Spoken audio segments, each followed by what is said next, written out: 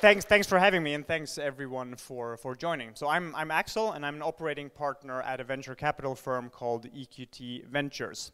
But I'm here today to talk to you guys about what I did before joining EQT Ventures, which was running Spotify's international operations. So I spent about 7 years at Spotify, based here in Berlin, where I, during my first couple of years, built and managed the team that launched Spotify internationally. So during my tenure, we went from about 6 countries to 60 countries. Thereafter, I also set up and managed the team that not only launched, but also operated Spotify, ran Spotify internationally. Part of that was setting up the organizational model, the operating model, the processes, and obviously hiring the teams out in the different regions that were doing the actual work, so to speak. But after 7 years, I jumped ship and joined EQT Ventures as an operating partner. EQT Ventures, in a nutshell, is a very big venture capital fund with 566 million euros, which we can invest in tickets between 1 million up to 75 million. We invest all across Europe, also a little bit in the US. We are sector and vertical agnostic. We believe very much in strong founding teams, strong products, and strong technology.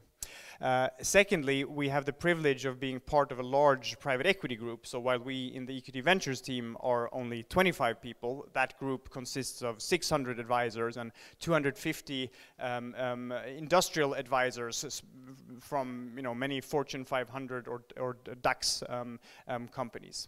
And lastly, one of the reasons for me sort of jumping to the other side is the fact that EQT Ventures is very operational, very hands-on. We in our team have experts who have been part of either founding or growing companies like Booking.com, Spotify, King.com, and Uber. And we're set up to have experts in all the various fields or areas that are important when founding a company, growing a company, scaling a company. So apart from international expansion, we have experts in the fields of product and technology, talent, and so forth. But again, I'm here to talk about what I did at Spotify and how you can apply some of those learnings to your growth journey, your scaling journey. So when I think, or when we think about international expansion, I think it's important to, as a founder or as a CEO, start with this as early as you possibly can, even long before you will possibly launch your first international markets. Think about it in terms of how you build your team, how you build your product, how you build your technology, and also in terms of how you fundraise. And before you set up the plan, think about the sort of strategic factors that will impact your expansion. Expansion obviously drives revenue growth and user growth, but there are other factors also to consider when deciding on how and when and at what pace and at what scale to go international. So firstly, think about the dynamics of your market. How large is your home market? Are there large, is it a winner-takes-all market dynamics? Are there network effects that you or competitors can sort of capitalize on? How important, especially if you're a European startup, how important is winning the US to you? And also, what are competitors doing? Because even if you might not be thinking about expanding, the competitors might be thinking about expanding to your market. And sort of exemplifying with Spotify, like early on when we were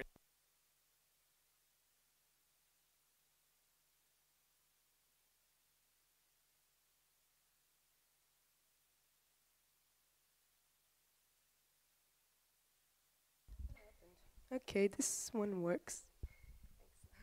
Cool.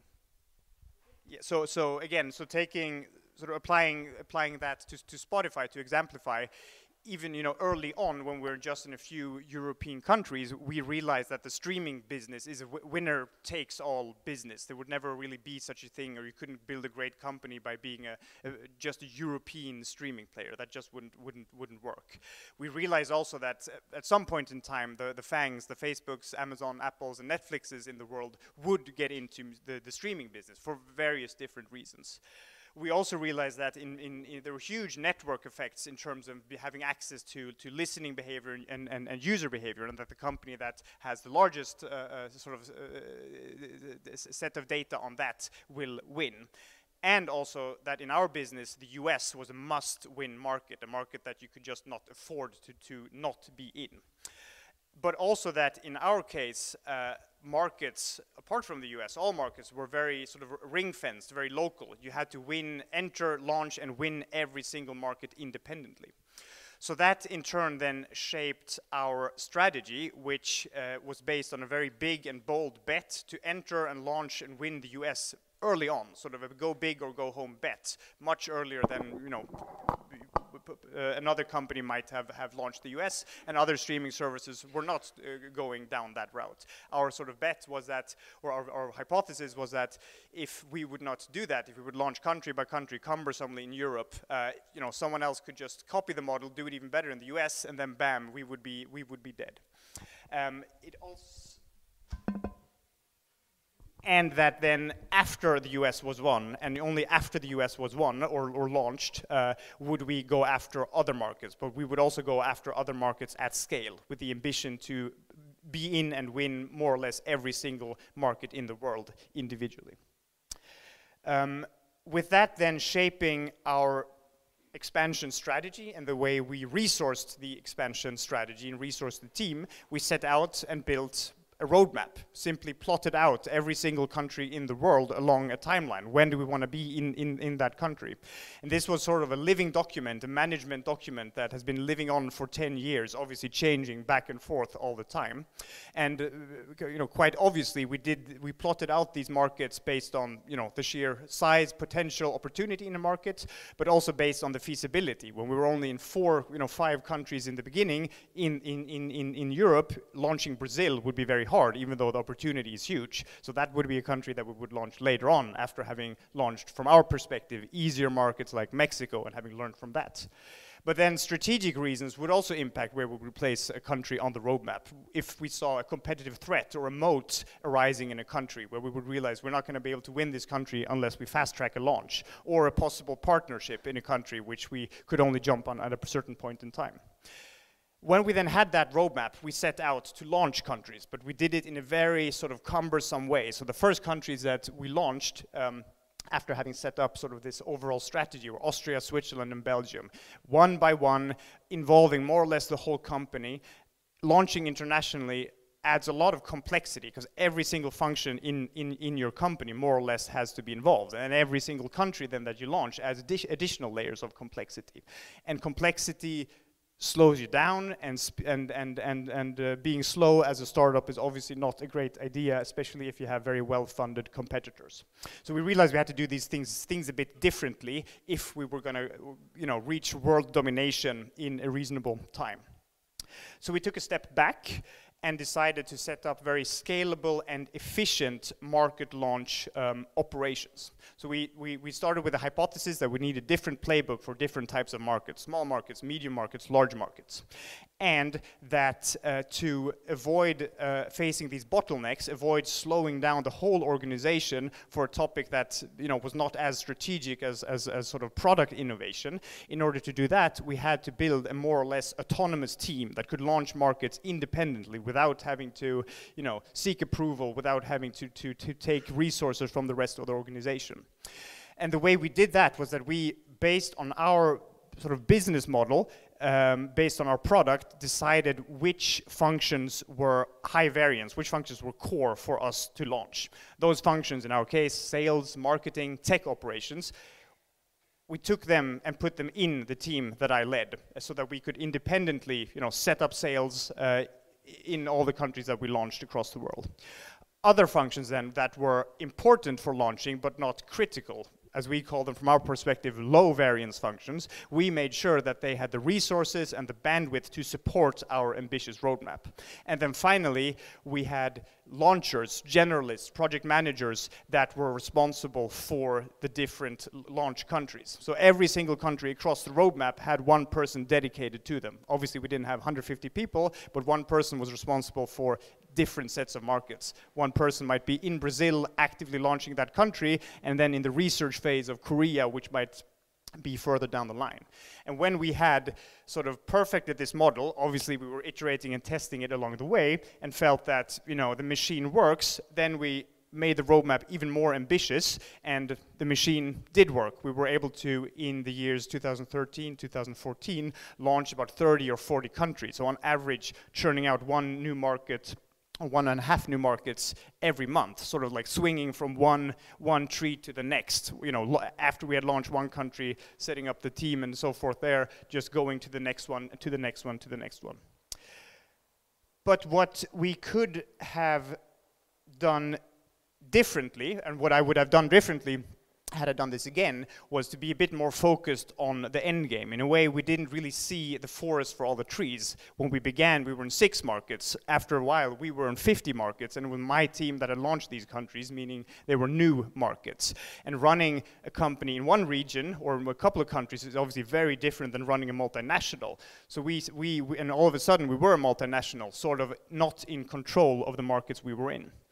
So had I done this again, and that would be my advice to anyone setting up an international launch organization, was to early on think about the end game. When you are a multinational, when you are in many different countries, how do you want to operate them? What organizational model do you want to have? Which processes do you want to have in place for managing markets? It's very much harder to get them in place afterwards.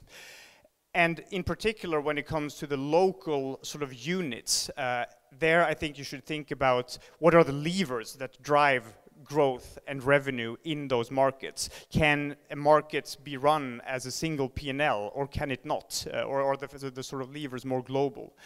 Do you have to have staff in market? And if so, which are the very critical functions that you have to have in market, and which ones can you live without? And more importantly, should you run your organization as centralized or decentralized? There are no obvious answers to these questions, but I think the important thing is to ask these questions and to think about them as early on as you can, and then build every market based on that plan. Because if you have a plan, you can deviate from the plan and you can change, but if you don't even have a plan, it will be chaos. At Spotify, we started with country managers, generalists that in one way had a huge mandate, but in another way had no mandate. They were Swiss Army knives, did more or less everything, but we ran a very sort of tight ship, running all markets very centralized. As we grew, we had large sales organizations out in the countries. So we set up a function with the sales directors managing purely the sales teams, just the revenue function. As we grew even more, as markets became complex, as we needed to grow into more sort of niched pockets in every country, we set up a more decentralized structure of real managing directors, general managers, local CEOs, if you will, who had a much larger mandate across all different functions, larger budgets, so they could do things nimbly by themselves on the ground. But in general, my advice would be to start off as centralized as you possibly can, to not put any staff in market unless you absolutely have to. And the beauty of Berlin is that you can find a lot of strong international talent in this city, and you can set up an international operations here in Berlin. And then when you decentralize, because eventually you will have to decentralize to some degree, to do it gradually, to hand out autonomy, budgets as gradually as you can. And in general, to always sort of optimize for action and optimize for speed. It's very easy when you grow to get trapped in a very complex matrix organization with dual authority and so forth. But keep it simple and always optimize for speed, break the silos between the functions as well.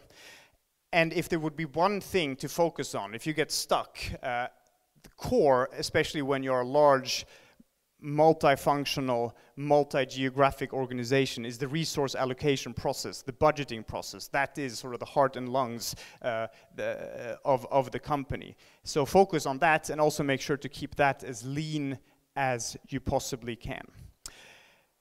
And the last thing, which we could spend a lot of time talking about, is hiring in market. Because when you grow, you obviously have to hire either in market or in your headquarters. And strong companies are built on strong values and culture, and when you hire fast, and especially if you hire in other markets than your core market, that culture and those values will get diluted. And that dilutes your secret sauce, and that can kill you as a company. So my advice there would be to never compromise on local hires. Rather take the time that it takes to find the best person, the one that really fits you as a company, than sort of compromising and going for a quick win. It will come back and bite you if you have to let those people go at a later stage. In addition, I also would not be too afraid of deploying long-term sort of internal culture bearers and put them in charge of local markets rather than always hiring locals. Yeah, that's it for me today. Happy to take.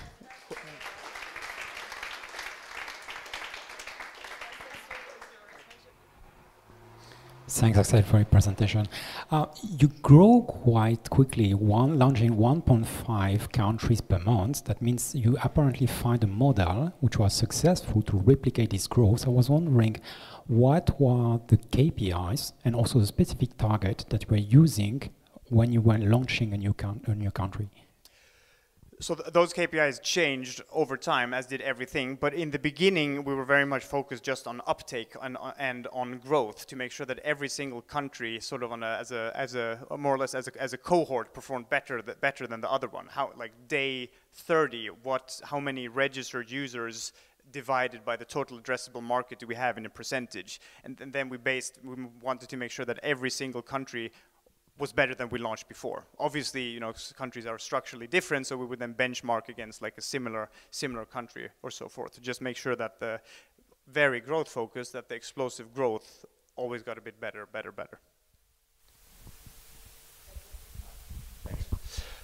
So my question is this: so do you think that internationalization is just for companies with a perfect product market fit, and then it's just about replicating everywhere else in the world what you found in your native country? I mean, could be, for instance, the US, could be Sweden, but sometimes can also be like a smaller country with very specific characteristics. Or you think that to a certain extent, internationalization can also be like a company going into a sort of playground in which you can challenge, let's say, incremental pieces of your product market fit. So I'm 5 markets, in 6 markets, I not like the possibility maybe in the one I already have to test certain things, because it would be something very strange for my existing customer base, and I can use to a certain extent internationalization to test this hypothesis. I think that before expanding, you have to have some sort of product market fit in a home market. Maybe not, you know, it's possibly better to launch slightly before you're ready, doing everything a little bit before you're ready, jumping into the deep end before that. But I think the whole, you know, one of the beauties of tech companies is sort of the cross-border scalability. If you stick to one platform, one product, and what we did at Spotify was that we very much in the beginning localized very little, stuck to our sort of model, which also worked very well in the beginning in every market, where we sort of skimmed the early adopters, you know, the people who had studied abroad, who knew Spotify and so forth. But after we had sort of skimmed those users to go for like deeper pockets of growth, we needed to localize a little bit more. So then we added, you know, additional layers of localization and so forth. But I think you will lose the sort of you know, inherent leverage of being a tech company if you do things very, very differently from market to market.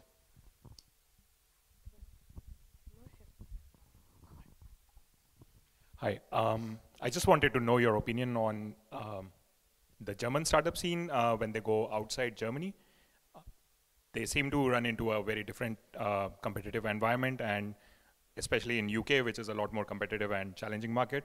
So just wanted to know your opinion about them. Yeah, I think, I mean, the fact that Germany is so large has pros and cons. You can build a great business just in Germany, but you also, you know, might get stuck in Germany for a bit too long. Whereas if you launch in another country, smaller country, you might have to expand faster. And in some without wanting to tread on any toes, in some markets, in some verticals in Germany, businesses are not sort of as mature as they might be in the Anglo-Saxon part of the world, as in the Netherlands or as in Scandinavia. So, you know, you might build a German champion or in one vertical in Germany, but if you then expand, you will hit a much fiercer competition in a country where both competition and maybe the legacy companies that you're trying to disrupt are at a completely different level. Thank you, great talk. My question is, what were some of the difficulties that you and your team experienced during your global expansion? I mean, there were tons of difficulties, but the main one was, this was based on the fact that we wanted to and had to expand so quickly. The main one was to set up scalable, efficient operations and to be able to do it as fast. Obviously, you can sort of say that you want to maximize and do everything in a single country. But that would have just been, we would have been too slow. So to sort of finding that operating model for being able to launch countries fast but successfully and finding that balance. So it was very much about, internal operations.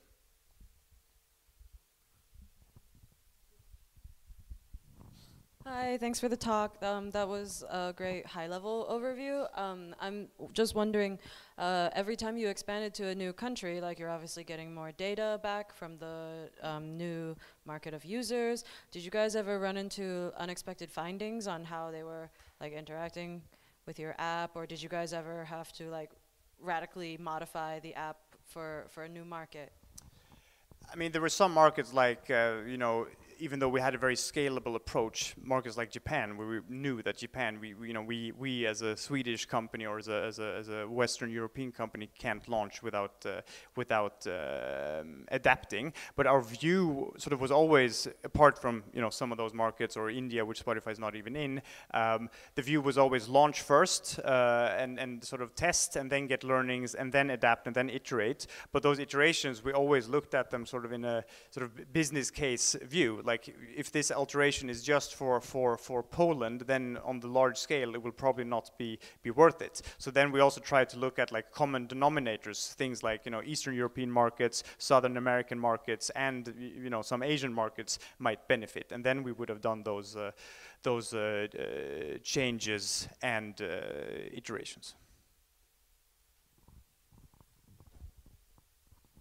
Yeah, thank you for the talk. I think my question is similar, the extent of UX research and basically A/B testing before deciding on your next location, or was it just like launching and then learning and then taking steps accordingly? And the second question is localization versus internationalization, which brought you more value, and what is your opinion on the value of localization? So we also had a sort of business case approach to localization, where we decided to not localize countries where from an economic point of view would not make sense, or decide to localize if we had hit certain milestones, or if we in a certain country to go beyond the first early adopter users for which you might not have to localize. But for us it was also very much about finding scalable ways of localizing the product. And in the case of Spotify, that scalable way was by designing playlists and sort of editorial content that felt very local. So at core, the product and everything was the same in every market, but by having playlists on the canvas that looked very differently in Indonesia and in Poland, you had the look and feel of a very local experience. And to answer the first question, no, we did not A/B test much. We just, in the international expansion part of Spotify at least, we more or less just threw ourselves into the water.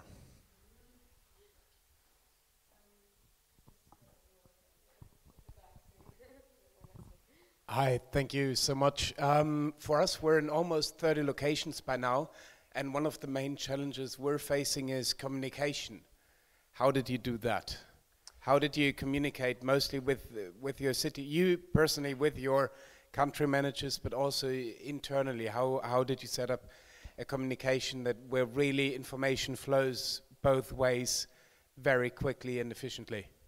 So everyone always traveled a lot. We had more or less no restriction on travel. Obviously easier if you're a well-funded company, but made sure that everyone was at least once a quarter in the headquarters of Stockholm or New York, and that there was a constant rotation. And as we grew larger, also we made sure that the leadership team, the CEO and the C-suite, were always also traveling from market to market, sort of doing road shows, meeting all the people all the time. And in terms of very specific tools, I mean, we used the things that everyone used, like Slack and so forth. But that is and will always, I think, be a challenge, which I think is also why in the beginning you should try to keep it people, if you can, if your business model permits, in as centralized as possible.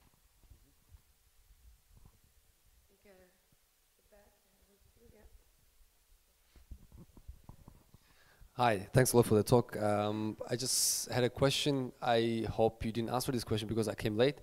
How do you know that you have to decentralize?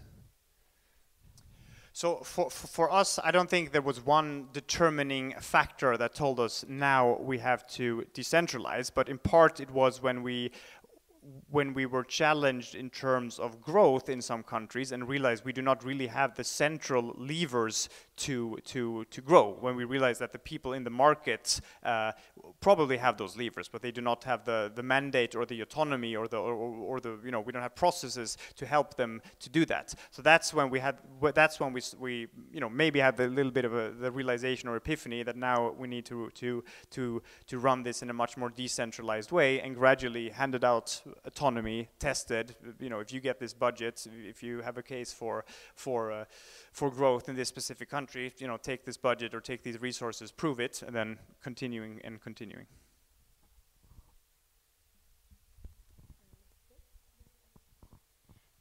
Can you be a bit more specific about the building local teams? And also, did you use local services or agencies like PR agencies or stuff like that? So yeah, in the beginning, we sort of naively assumed that we just have to hire people in every country to run every country, but then we also realized that if we're going to be in 150 countries, that just doesn't work. So then we set up sort of hub and spokes model. So we had, for Latin America, first our hub was Sao Paulo, then the hub was Miami. In Asia, or in Southeast Asia at least, the hub was in Singapore. Specific countries, India, Russia, Japan, Korea, and so forth, not part of any hub, but there we need to have people in market. And then the team composition changed drastically over time because Spotify's strategy and setup changed over time. In the beginning, it was a country manager, being one person on the ground. If just to have someone there representing, doing a little bit of everything, but always working through the central functions. Then we built out larger advertising sales teams because that was a large part of Spotify's revenue. Those teams grew, and then Spotify's strategy changed. We became more focused on content and editorial, had larger marketing budgets. Then we had larger teams there, and that's also where the sort of centralized approach started to crack a little bit because we didn't have full oversight or full control. More silo-based than sort of market focus, and that's when we shifted the model a little bit to have to run markets more decentralized, more as sort of single units. And in terms of working with local PR agencies, again, it was also more of a hub spokes strategy. We didn't have a single PR agency for every single country because that would have been too expensive, but we chose them specifically in the different hubs we would work. Obviously not perfect to have maybe a German PR agency work on Switzerland, but from a scale point of view, you have to make compromises. Some more questions?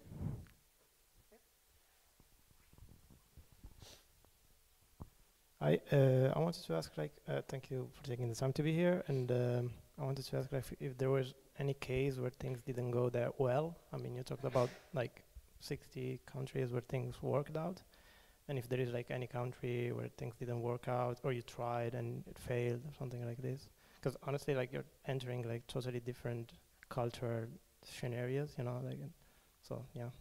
Yeah, definitely. There were definitely countries where the model didn't work as well. There were obviously countries where we assumed that it's not going to work as well, but also countries where it worked much worse than we thought or assumed. I don't want to get into specifics of which those countries were, but it's also very hard to fix once you've done it. You launch, especially in the case of Spotify, where launch was such a binary process. It's very hard to fix it afterwards. Obviously, you can't really pull out of a country, and there were many countries at Spotify which you can read about in the press that we were on the verge of launching, almost launched, and for different reasons pulled back out of. So. Yeah, definitely countries where it didn't work as well, and in Asia, specifically in specific countries, Spotify has much stronger local competition, where the product is much more tailored to the local use case and to the local sort of consumption, but where Spotify as a global company can't 100% adapt to that. So challenging to find the scalable way to be local.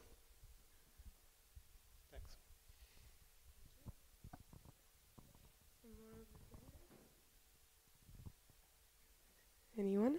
Yep. Okay. Can't see. Thanks. Hi. So I would like to know which marketing channel made the difference in the growth. If you have one that was predominant compared to the others, and secondly, what was the pricing strategy for markets?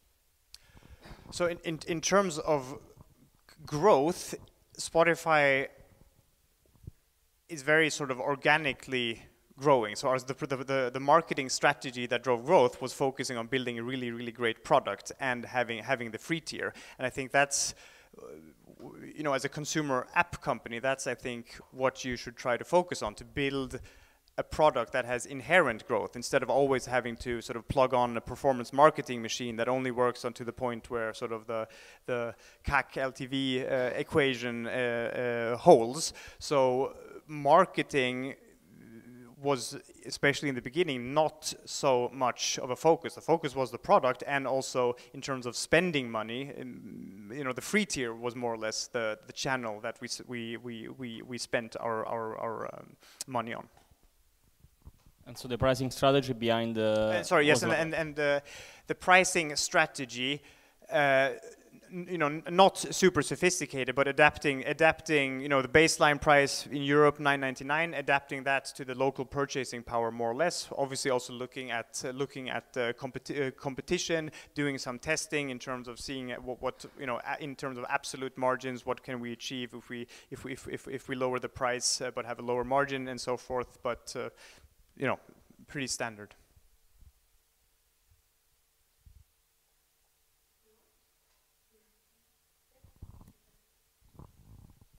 Hello. I'm very curious to know if you can tell us something about competitors, how they did the same process, and where they were better and where you were better, and in general, what would be the future then for the music services? In the beginning, I think the competitors were other European streaming services that you probably also know.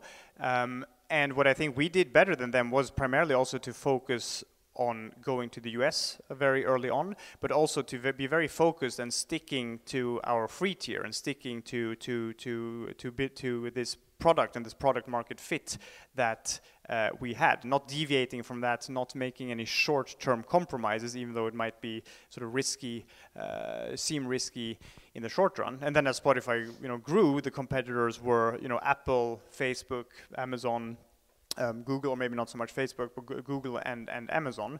And I think the challenge for them is that for all of them, music is just a feature, whereas for Spotify it's core, and you can't really build a product in the same way. If you can't attract maybe the same people, you won't have the same attention. If it's just a feature to drive something else, rather than if it's core. And without offending anyone, I think as a Swedish company, Spotify had, maybe was a bit more humble when it came to looking at international markets and nuances than, maybe some large American corporates.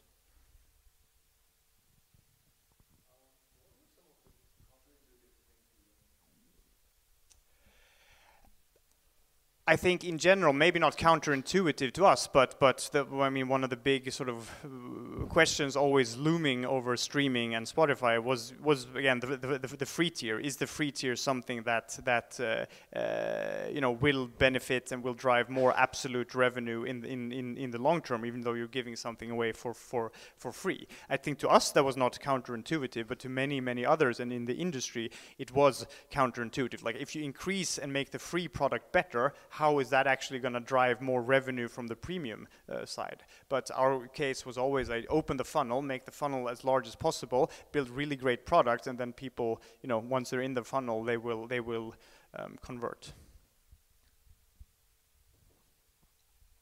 Maybe a last one.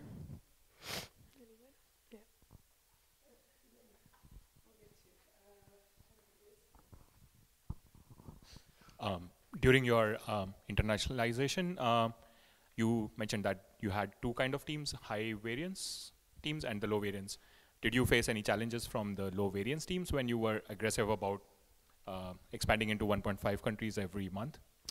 So that was sort of how we defined the functions that we worked with. So the starting point was that you more or less have to involve every single function in a company to launch internationally. You have to, you know, translate employment contracts. You need to do, you know, legal due diligence. Every single country, every function more or less is involved. But we saw that, but we couldn't, you know, replicate the whole company, build a company in the company just to launch markets. So we focused on the core functions that were to us most important and the largest bottlenecks, and then we had them in the team, and the other functions were not, you know, from our point of view, not critical. From other points of view of the company, obviously also critical.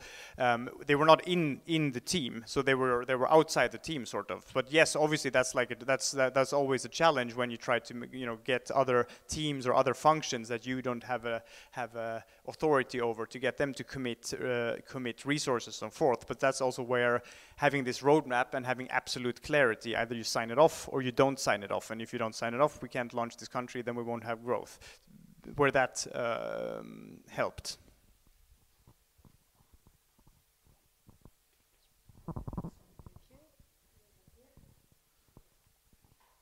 Hi.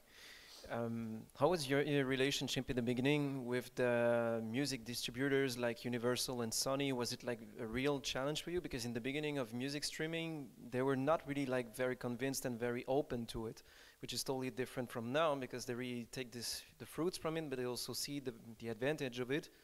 And how was it basically to try to localize it and expand as fast as possible with this kind of issue, with legal issue, with copyright infringements and everything? How was it for you? I mean, I think one of the reasons, just structurally, why Spotify had to launch every single country individually was because Spotify had to be licensed in every country individually. Why a launch and getting it right was so important was that as soon as you're live in a country, you know, the royalty costs are ticking, and if you can't monetize that, then, you know, soon enough you will be out of business. But I think Spotify has always had a good relationship with the rights holders, and I think that's something Spotify got right at the beginning, whereas other services started out with a pretty bad relationship. Spotify's view was always to, you know, help the music industry increase revenues. You know, obviously, you know, from their point of view, you know, sometimes there's a little bit of a different dynamic. You can't always, you know, give everything at once, but I think the symbiosis has worked very well, and at the end of the day, the music labels, they get, you know, the lion's share of the revenue that Spotify drives. I have a little question actually on this, because you grew at such a fast pace. Was there a difference between the first 6 countries that were launched and, like, you know, then, you know, after a while you just have this playbook that's really tested? And what would be your advice for an entrepreneur that wants to launch at their first, you know, 1 or 2 or 3 countries, basically? I mean, the way I describe it now sounded a bit like we did one thing after the other. We obviously were sort of driving the car while building it, so also launching countries while constantly asking ourselves, is this the right playbook, should we change it? So, but we started with, from our point of view, you know, easier countries, test countries, where we could, you know, smaller, where the risk would be less, but where we could also learn from Austria, Switzerland, Belgium, and based on that, we knew what we did wrong, we knew what we did well, you know, we knew what things slowed us down, and then we adapted and launched, you know, larger countries, and yeah. Okay, going faster. I think, you know, I think we'll stop it here, but everyone's welcome to stay around a bit and chat. And yeah, well, thank you so much for Thank you all guys. these insights. Thank you.